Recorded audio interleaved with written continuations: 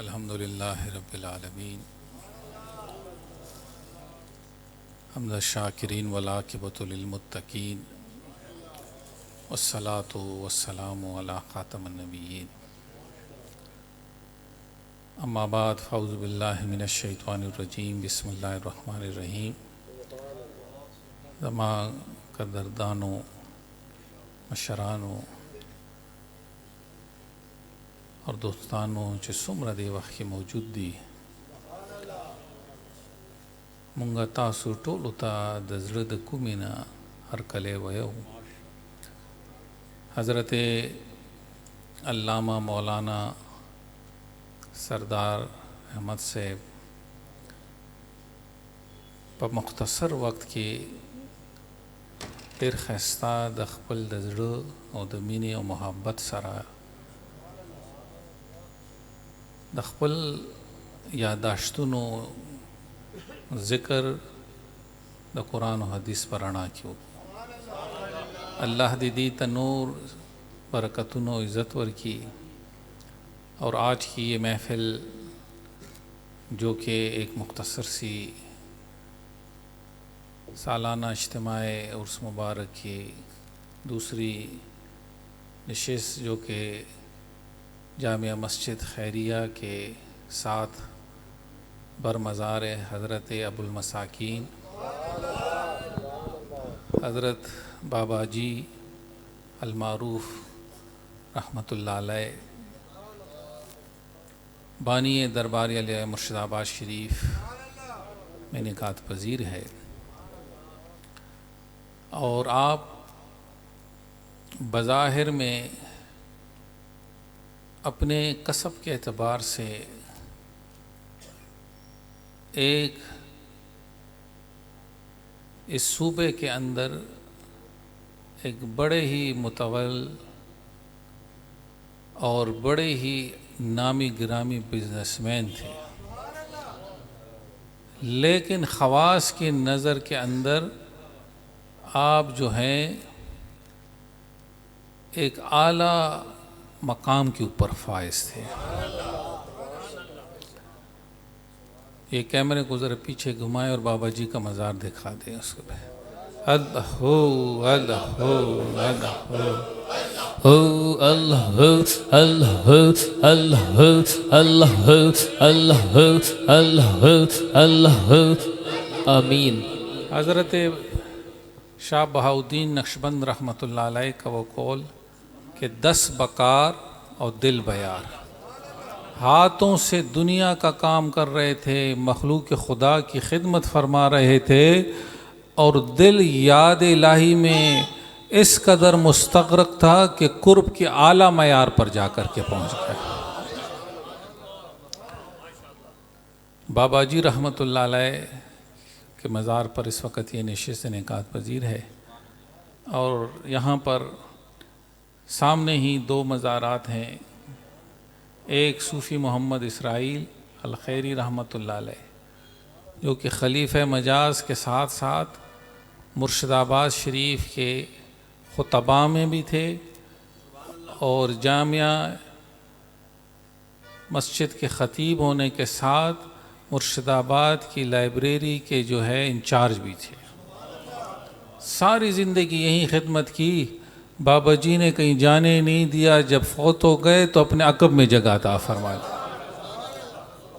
اسی کے ساتھ حضرت بابا فرید رحمۃ اللہ علیہ جو کہ بڑے خاص سائق تھے، ڈرائیور حضرت صاحب رحمۃ اللہ علیہ کے پورے زندگی اس نے اسی سفروں میں گزاری، اسی ذکر اللہ و ذکر رسول کے اندر جو دورے ہوتے تھے اسی میں گزاری. اور ساتھ جو ہے دربار شریف کی لنگر کے جو سامان تھے اس کے بھی جو ہے وہ انچارج تھے. تو آج یہ بابا فرید کا عرس بھی ہے. فوج سے ریٹائرڈ تھے یہ اور اسی طرح آج کے دن ان کا وصال ہے. ساری زندگی خدمت کی، آخر میں ذرا ضعیف ہو گئے، کمزور ہو گئے تو گاڑی کی چابی پھر جب ایک نئے ساتھی آ گئے اس کے حوالے کی، پھر لنگر کی ڈیوٹی دینا، برتن صاف کرنا۔ ایسے مرد درویش آدمی فوت ہونے سے 2 دن قبل اسی طرح عرس تھا، 15 سال پرانی بات ہے یا 20 سال، تو میں بیٹھا ہوا تھا، میرے پاس آئے، مجھے کہتے ہیں ذرا آپ باہر تشریف لے آئے۔ میں آیا تو سارے برتن اس نے خود اکیلے دھوئے ہوئے تھے، تو مجھے کہنے لگے سارے برتن میں نے گن کر کے بتا دیے، یہ لسٹ پڑی ہوئی ہے، اس میں اتنے پیالے ہیں، اس میں اتنے یہ ہیں، کپ ہے، یہ ہے، پوری لسٹ، یہ سب میں نے دھو دیے، اب آپ نے جس کی ڈیوٹی لگانی اس کو لگا دیں۔ میں نے کہا بابا فرید، میں نے کہا ابھی ڈیوٹی کا ٹائم ہے، کہتے نہیں میری ڈیوٹی پوری ہو گئی، بس رات گزر گئی اور صبح طبیعت خراب ہو گئی اور اسپتال لے گئے، اور اسی طرح ساتھ ہی کلمہ طیبہ پڑھ کر کے دنیا سے رخصت ہو گئے۔ جب فوت ہو گئے صرف ایک بیگ تھا، بیگ کے اندر 2 جوڑے، ایک چادر، ایک کتاب پڑی ہوئی تھی مطالعے کی۔